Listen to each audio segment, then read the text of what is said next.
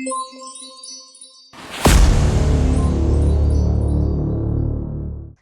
बच्चों, कैसे हैं आप सभी। आई होप आप सभी बहुत अच्छे से होंगे। क्लास की शुरुआत करते हैं। चैप्टर है हमारा unit 8 our life supporters, air and water. बच्चों, लर्निंग आउटकम्स पे आते हैं। सबसे पहले air and water, air and its composition, water impure to pure, water fit for consumption. Hi friends, we must understand the importance of air, our life supporter, and importance of water, the second most important life supporter of all living organisms. Let's know more about these life supporters in this chapter. बच्चों, air और water दोनों ही हमारे life supporters हैं जिनके बारे में हमने जाना है। चलिए इसके बारे में और ज़्यादा अच्छे से डिटेलिंग में इस चैप्टर में जानते हैं। Air and water.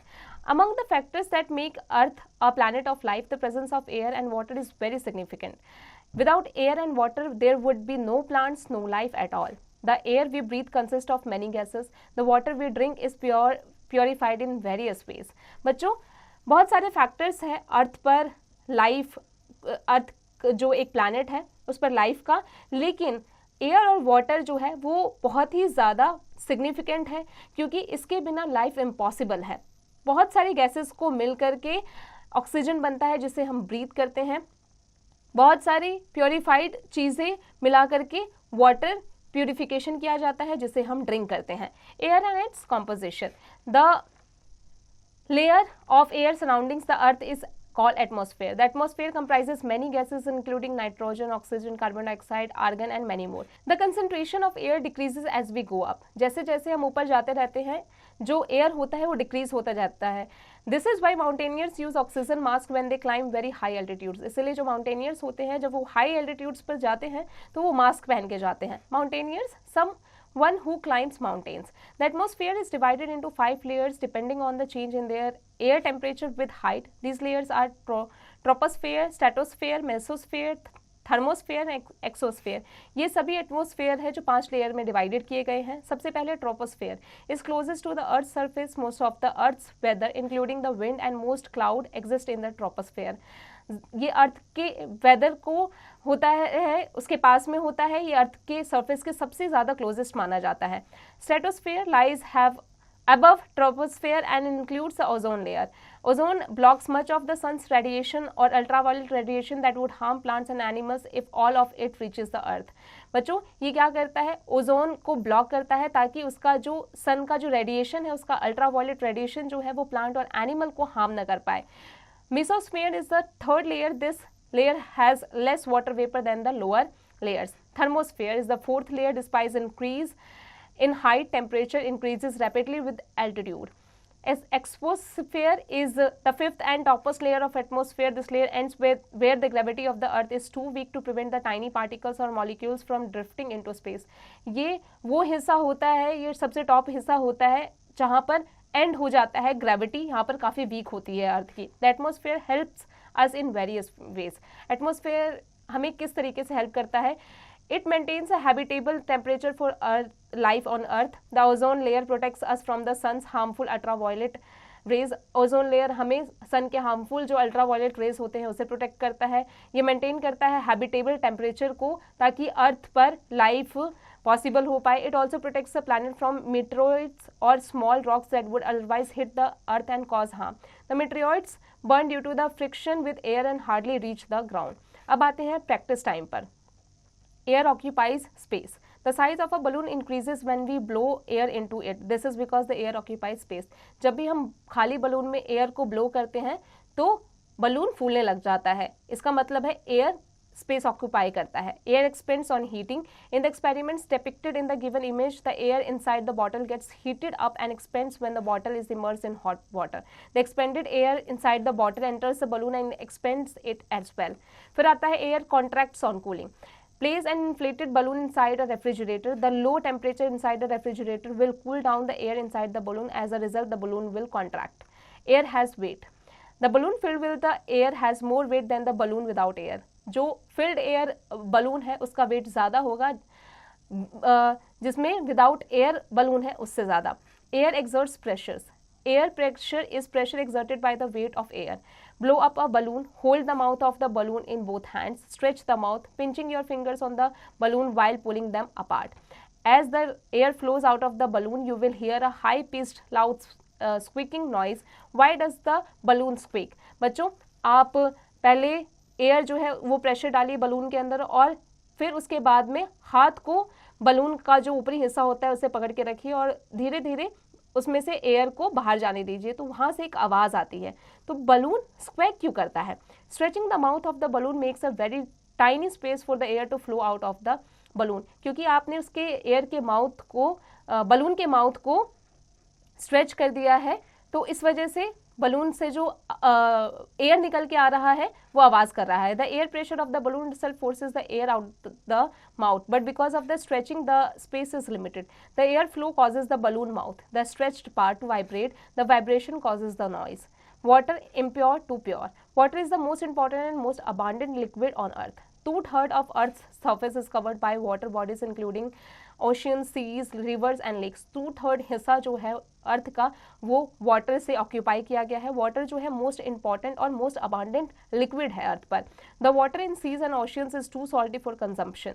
The water we consume for drinking, cooking and other activities comes from rivers, lakes, ponds and wells. बच्चों जो कंजप्शन के लिए जो ओशियन का पानी है, सीज का पानी है, उसे हम नहीं पी सकते हैं, उसे हम कंज्यूम नहीं कर सकते हैं क्योंकि वो काफ़ी सॉल्टी होता है। हमारे कंजप्शन के लिए हम जो कंज्यूम करते हैं वाटर, वो रिवर, लेक्स और पॉन्ड से और वेल से आता है। This water is not pure enough as it may contain impurities such as germs, dirt and mud. Generally, impurities in water are of two kinds, soluble impurities and insoluble impurities. इन दो तरीकों में water होता है। Soluble impurities are those who can dissolve in water, for example common salt. Insoluble impurities are those who cannot dissolve in water, for example sand.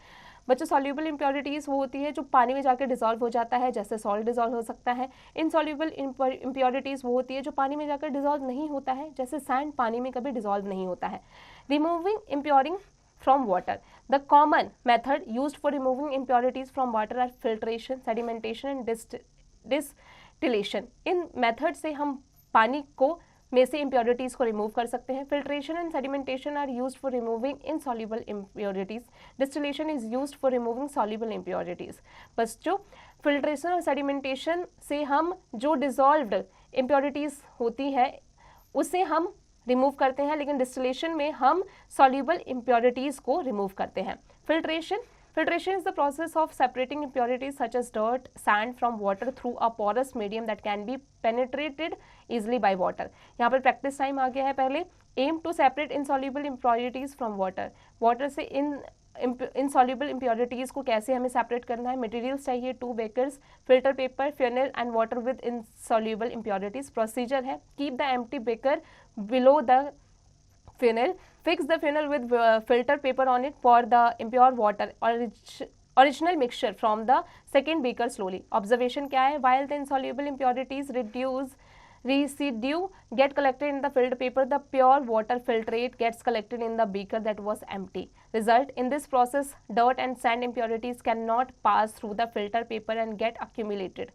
Sedimentation is the natural process in which materials such as stones and sand is carried to the bottom of a body of water and form a solid layer. Practice time. Aim क्या है? To observe how the process of sedimentation work to purify water with insoluble impurities. Materials क्या क्या चाहिए? 2 beakers, muddy water with impurities such as sand and gravel. Procedure है pour the impure water in one of the beakers, leave it like for a while without shaking or moving the beaker. Observation है after some time sedimentation occurs and sand and gravel settle at the bottom of the beaker. The sand and gravel settle at the bottom are called the sediment of residues. Result आया है slowly pour the clean water into the other beaker, carefully do not disturb the sediments. अब आता है distillation. Soluble impurities such as common salt and sugar can be removed from water through the process of distillation.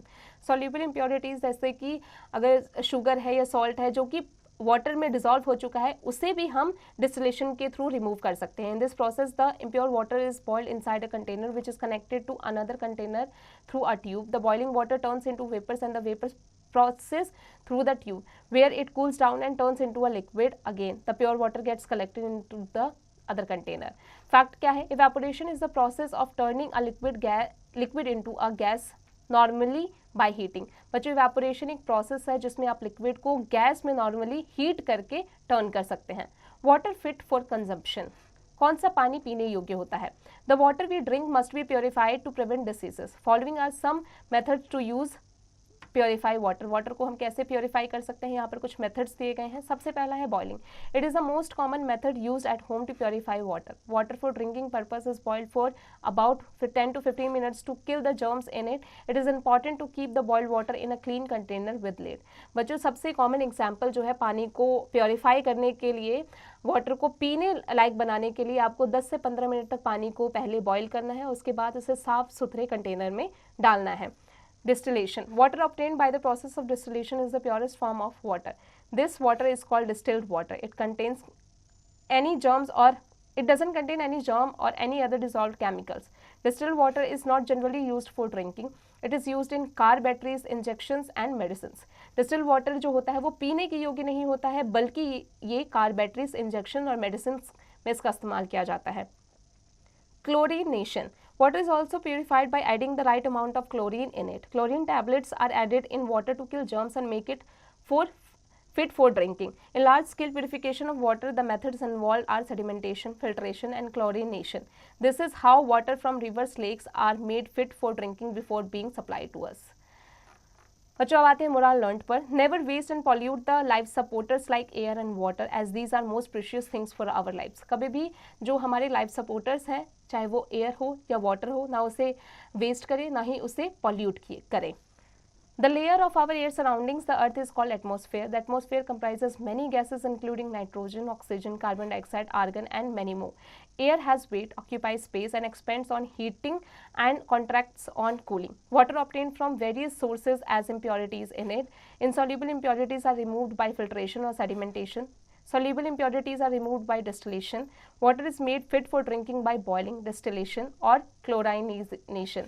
The purest form of water is called distilled water. बच्चों, अब आ जाते हैं tackle your brain पर।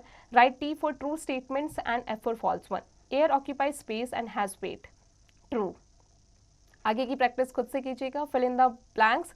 बच्चों, correct answer आपको यहाँ पर fill करना है, इसकी प्रैक्टिस खुद से कीजिएगा। Match the following. Correct answer को आपको मैच करना है, इसकी प्रैक्टिस खुद से कीजिएगा। Define the following. इसे आपको अच्छे से डिफाइन करना है, इसे अभी हमने चैप्टर में पढ़ा है, इसकी प्रैक्टिस खुद से कीजिएगा। Tick the correct answer. The topmost layer of the earth's atmosphere is called option 1, option 2, option 3, option 4। आगे की प्रैक्टिस खुद से कीजिएगा। Answer the following in brief.